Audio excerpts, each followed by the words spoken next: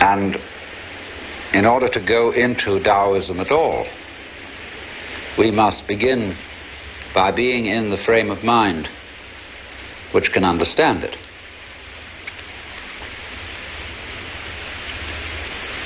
You cannot force yourself into this frame of mind any more than you can smooth disturbed water with your hand.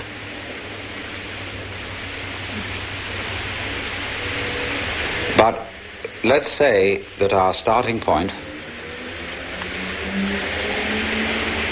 is that we forget what we know, or think we know.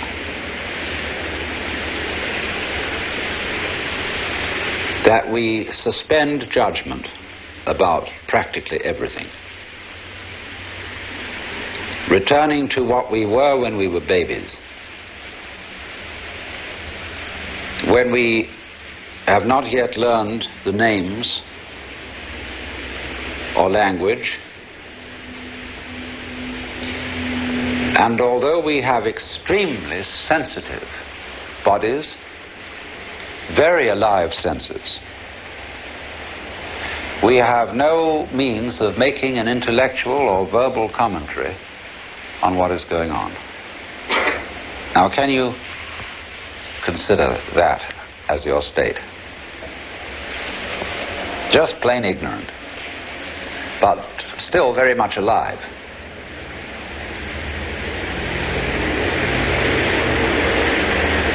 And in this state, you just feel what is, without calling it anything at all. You know nothing at all about anything called an external world in relation to an internal world. You don't know who you are. You haven't even got the idea of the word you or I. It's before all that. Nobody has taught you self-control. So you don't know the difference between the noise of a car outside and a wandering thought that enters your mind. They're both something that happens. You don't identify the presence of the thought, which might be just an image of a passing cloud in your mind's eye, and the passing automobile. They happen. Your breath happens. Light all around you happens. Your response to it by blinking happens.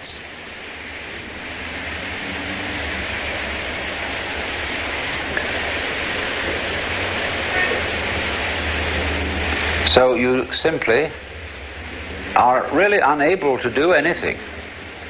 There's nothing that you're supposed to do. Nobody's told you anything to do.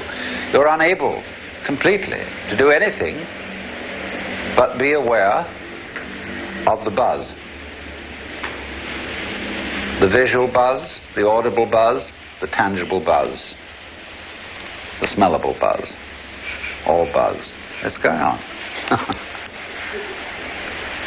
Watch it. Don't ask who's watching it. You've no information about that yet. That it requires a watcher for something to be watched. It's somebody's idea. You don't know that. Lao Tzu says, the scholar learns something every day. The man of Tao unlearns something every day. Until he gets back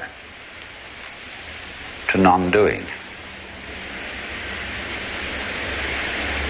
And that's what we're in at the moment.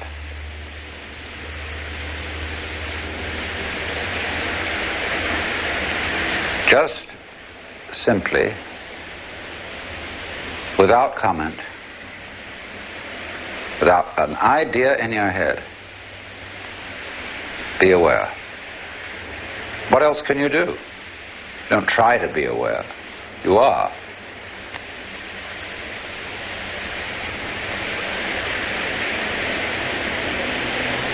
You'll find, of course, that you can't stop the commentary going on in your head, but at least you can regard it as interior noise. Listen to your chattering thoughts as you listen to the singing of a kettle.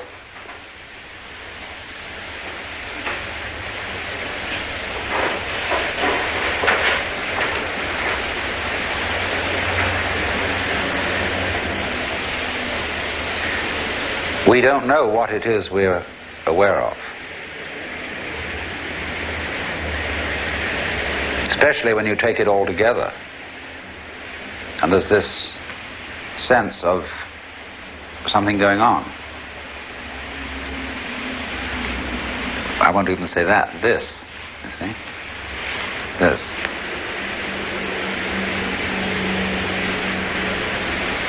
Well, I said it was going on. That's an idea.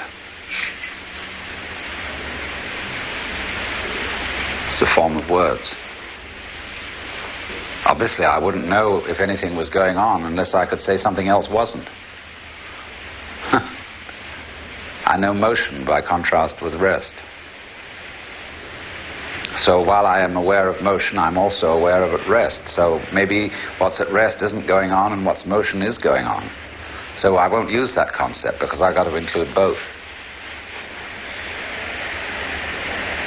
And if I say, well, here it is, that excludes what isn't, like space. And if I say this, it excludes that. I'm reduced to silence. But you can feel what I'm talking about, can't you? That's what's called Tao in Chinese. That's where we begin.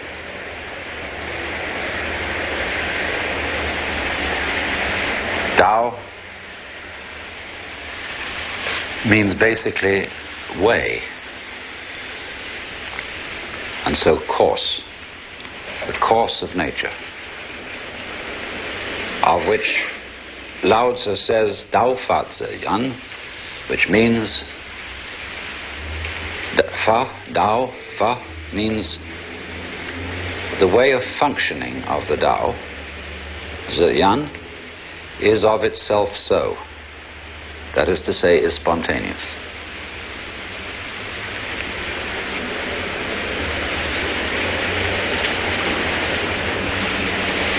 Watch again what's going on.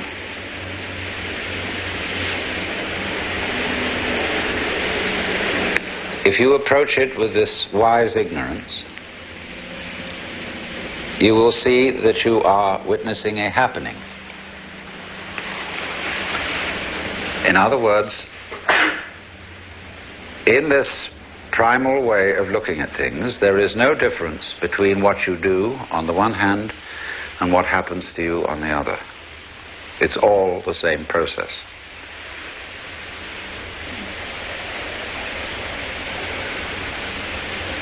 Just as your thoughts happen, the car happens outside, the clouds, the stars.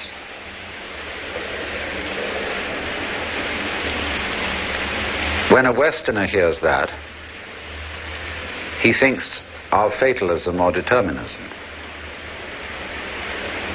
That's because he still preserves in the back of his mind two illusions. One is that what is happening to him, and therefore he is the victim of circumstances. But when you are in primal ignorance, there is no you different from what's happening, and therefore it's not happening to you. It's just happening. So is you. You know, what you call you, what you later call you, is part of the happening. You're part of the universe, although the universe, strictly speaking, has no parts. We only call certain features of the universe parts of it, but you can't disconnect them from the rest without causing them to be not only non-existent, but never to have existed.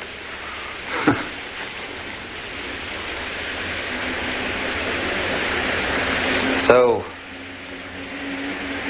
when you have this happening, the other illusion that a Westerner is liable to have is that it's determined in the sense that what is happening now follows necessarily from what happened in the past. But you don't know anything about that in your primal ignorance. Cause and effect? Why, obviously not. Because if you're really naive, you see that the past is the result of what's happening now. It goes backwards into the past. Like a wake goes backwards from a ship. All the echoes are disappearing, finally, go away and away and away. And it's all starting now. What we call the future is nothing. The great void. And everything comes out of the great void. That's the way a naive person, and as I explained, if any of you were at my lecture last night, if you shut your eyes and contemplate reality only with your ears, you will find there's a background of silence, and all sounds are coming out of it. They start out of silence. If you close your eyes, listen, just listen.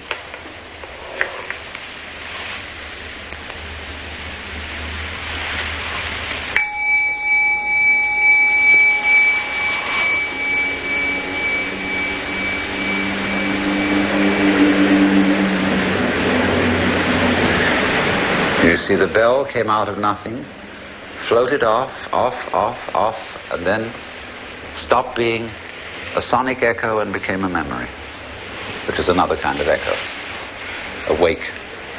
It's very simple. It all begins now. And therefore it's spontaneous. It isn't determined. That's a philosophical notion. Nor is it capricious. That's another philosophical notion. As we distinguish between what is orderly and what is random. Of course, we don't really know what randomness is. If you talk to a mathematician about randomness, he'll make you feel quite weird. What is so of itself? Sui generis in Latin. That means coming into being spontaneously on its own accord. It's the real meaning of virgin birth. Sui generis. And that's the world. That is the Tao. That makes us feel scared. Perhaps. Because we say, well, if all this is happening spontaneously, who's in charge? I'm not in charge. That's pretty obvious. But I hope there's God or somebody looking after all this. But why should there be someone looking after it? Because then there's a new worry that you may not have thought of. Like, who takes care of the caretaker's daughter while the caretaker's busy taking care? Who guards the guards? Who supervises the police? Who looks after God? Well, you say, God doesn't need looking after. Oh, well then nor does this. Tao. Because Tao is a certain kind of order. And this kind of order is not quite what we call order. When we arrange everything geometrically in boxes or in rows,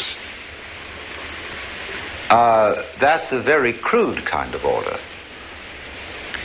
But when you look at a plant, it's perfectly obvious that this bamboo plant has order. We recognize at once that that is not a mess. But it is not symmetrical, and it is not geometrical looking. It looks like a Chinese drawing. Because the Chinese appreciated this kind of order so much that they put it into their painting. non-symmetrical order. In the Chinese language, this is called li, and the character for li means originally the markings in jade, also means the grain in wood and the fiber in muscle. We could say too that clouds have li, marble has li, the human body has li, and we all recognize it, and the artist copies it, whether he is a landscape painter, a portrait painter, or an abstract painter, or a non-objective painter. They all are trying for li. And the interesting thing is that although we all know what it is, there's no way of defining it.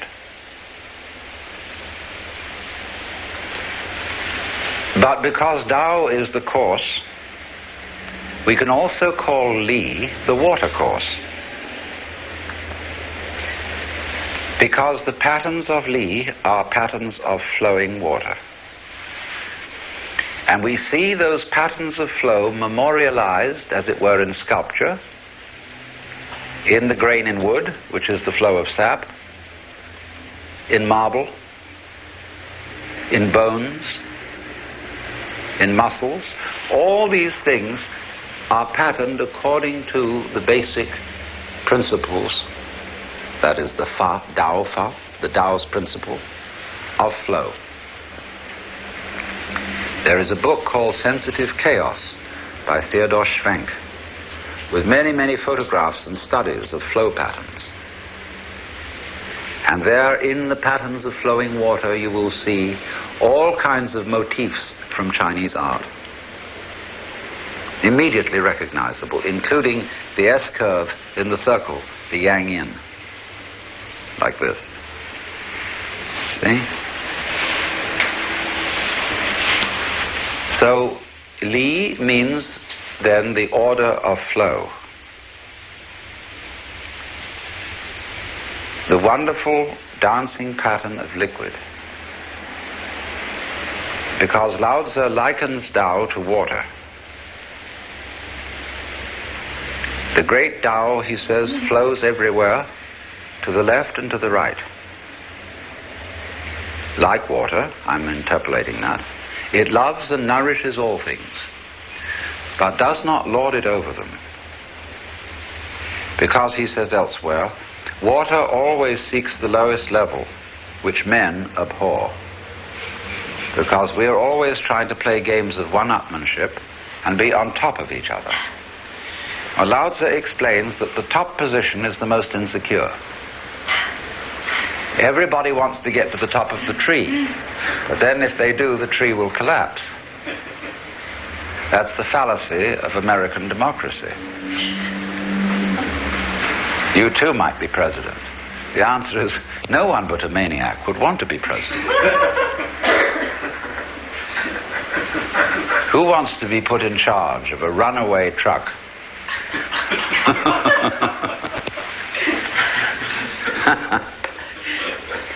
So, Lao Tzu says that the basic position is the most powerful. And this we can see at once in judo or in aikido, which are wrestling arts or self-defensive arts, where you always get underneath the opponent, and so he falls over you if he attacks you. The moment he moves to be aggressive, you go either lower than he is or in a smaller circle than he's moving. And you have spin, if you know Aikido. You're always spinning. And you know how something rapidly spinning exercises centrifugal force. So if somebody comes into your field of centrifugal force, he gets flung out, but by his own bounce. It's very curious. So therefore, the watercourse way is the way of Tao. Now, that seems to white Anglo-Saxon Protestants and to Irish Catholics. Lazy. Spineless. Passive. And I'm always being asked when I talk about things, if people did what you suggest, wouldn't they become terribly passive?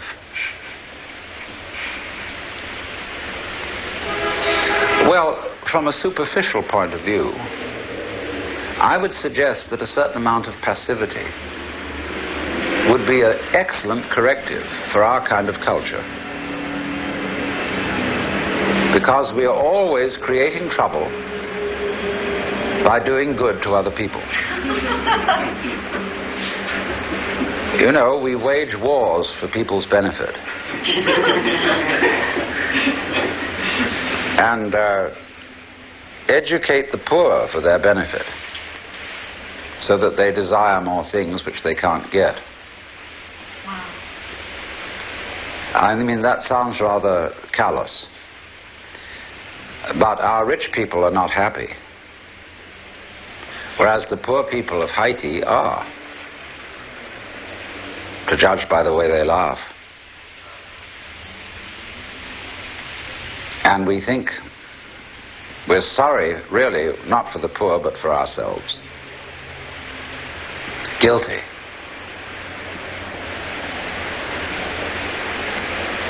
So, a certain amount of doing nothing and stopping rushing around would cool everything. But also it must be remembered that passivity is the root of action. Where do you suppose you're going to get energy from? Just by being energetic? No, you can't get energy that way. That is exhausting yourself. To have energy, you must sleep, but also much more important than sleep is what I showed you at the beginning. Passivity of mind, mental silence. You can't, as I tried to explain, be passive as an exercise that's good for you. You can only get to that point by realizing there's nothing else you can do. So for God's sake, don't cultivate passivity as a form of progress. That's like playing because it's good for your work. You never get to play.